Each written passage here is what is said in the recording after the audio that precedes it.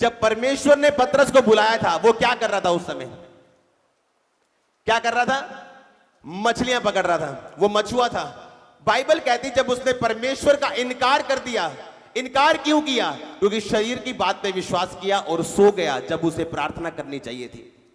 कितनों को समझ आ रही? बारिश में से ध्यान हटा लो पूरी तरह से, गीले हो जाओगे।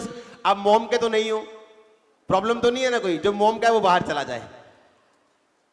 कितनों को समझ आ रही? पतरस क्या करता था मसीह में आने से पहले? बताओ। मछलियां पकड़ता था। और बाइबल कहती जब परमेश्वर ने उसे बुलाया तो वो एक मछुआरा था। लेकिन जब परमेश्वर ने कहा था पतरस शरीर निर्बल है, आत्मा चाहती है प्रार्थना करता रहे, ऐसा ना हो तो कि परीक्षा में पड़ जाए। कौन परीक्षा में पड़ा? जब आखिरी रात थी, पतरस, क्योंकि उसने प्रार्थना नहीं की थी, उसने इनकार किया।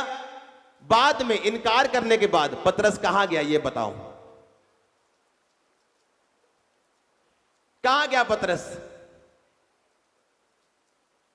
पतरस कहां से आया था? मछलियां पकड़ने से। कहां से निकला था वो?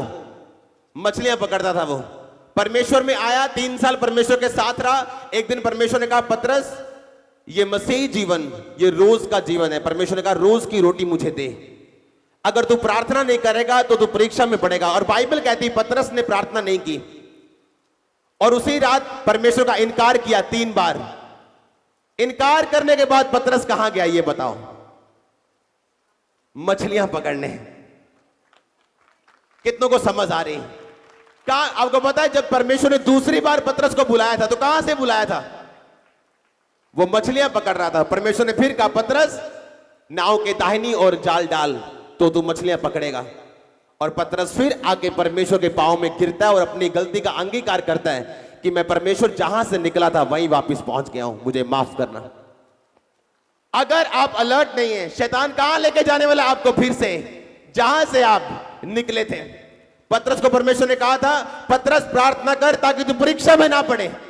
दाऊद ये बात जानता था कि मैंने राजा बन के पाप नहीं करना है, व्यभिचार नहीं करना है, चोरी नहीं करनी, मैंने अपने मसीह जीवन को संभाल के रखना है। नए नियम में लिखा जो गिर चुका है वो अपने आप को संभाले, वचन में से खड़ा हो और तौबा करे। लिखा जो खड़ा हुआ है, जो स्थिर है, वो अपने आप को चौकस रखे, कहीं वो गिर ना जाए। आमीन। शैतान आपको कहां लेके जाना चाहता है? जहां से आप निकले थे, जहां से आप आए थे, लेकिन वो लेके नहीं जा सकता जब तक आप शैतान को खाना ना देंगे, जब तक आप शैतान को मौका ना देंगे। आमीन। अब शैतान का टूल, उसका जो हथियार है वो क्या है? पाप शैतान का हथियार है। जब दाऊद सेटल हो गया, एक दिन बैतशेबा को देखा। ये बैतशेबा शैतान की ओर से थी। शैतान ने उसको जानबूझ के भरमाया था दाऊद को कि वो उसको नंगा देखे। उसकी रस्सी क्या हुई? शैतान ने फिर रस्सी फेंकी दाऊद के गले में, फिर से रस्सी, और फिर से खींचा।